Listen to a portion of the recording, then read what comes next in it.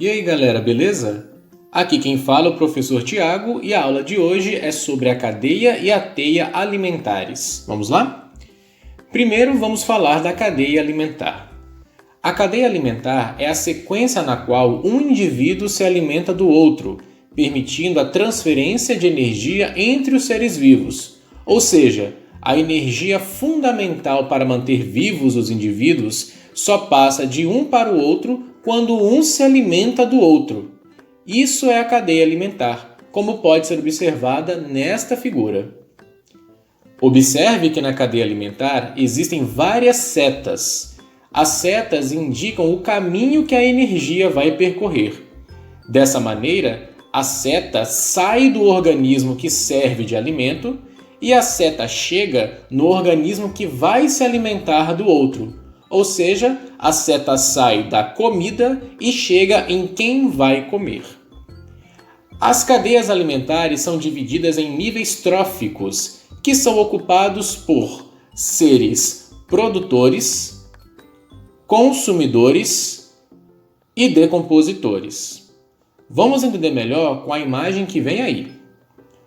Os produtores são os seres vivos que produzem o seu próprio alimento através da fotossíntese. Como exemplos de produtores, temos as algas e os vegetais. Nesta figura, o produtor é o número 1, que é o vegetal.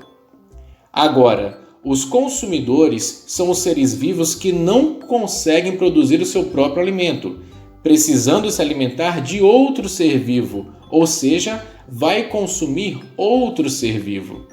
Como exemplo de consumidores, temos os animais.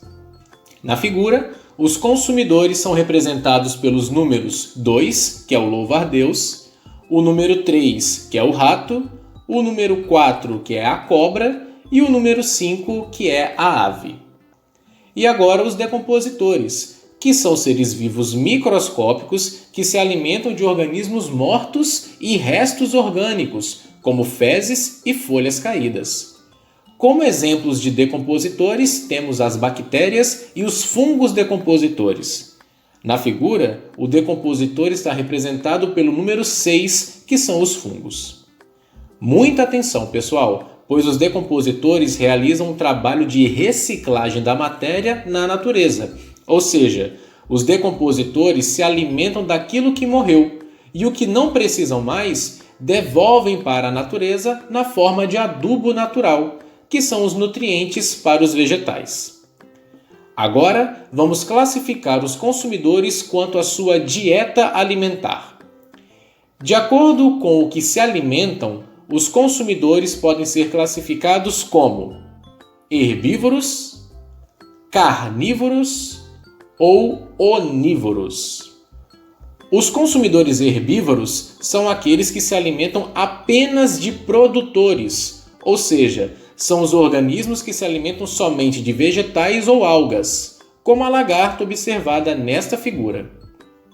Já os consumidores carnívoros são aqueles que se alimentam apenas de outros consumidores, ou seja, são os organismos que só se alimentam de outros animais, como é o caso do leopardo na figura.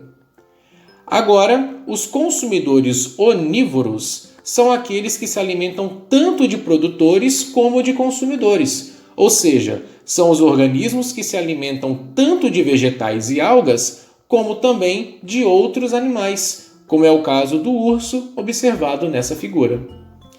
Então, galera, agora nós vamos classificar os consumidores quanto à sua posição na cadeia alimentar. De acordo com a posição na cadeia alimentar, os consumidores podem ser classificados como primário, secundário, terciário ou quaternário. Vamos entender melhor na figura que está vindo aí. O consumidor primário é aquele que se alimenta do produtor.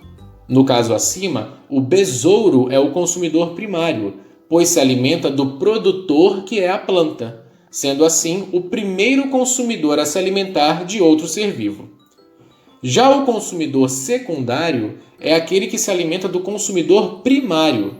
Na imagem acima, o sapo é o consumidor secundário, pois ele se alimenta do consumidor primário, que é o besouro.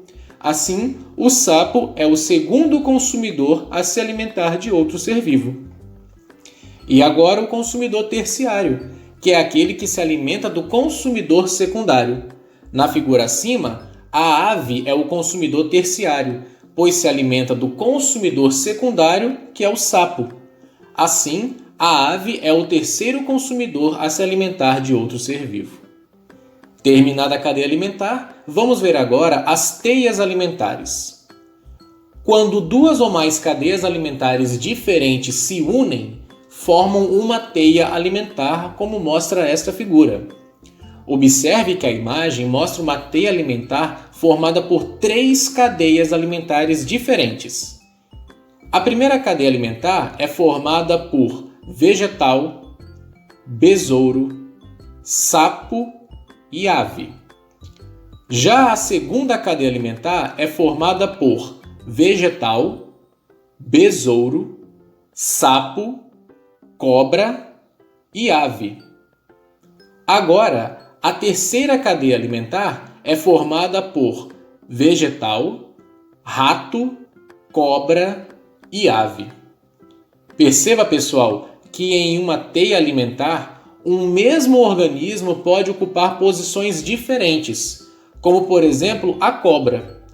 Na segunda cadeia alimentar, a cobra é um consumidor terciário, enquanto que na terceira cadeia alimentar, a mesma cobra é um consumidor secundário.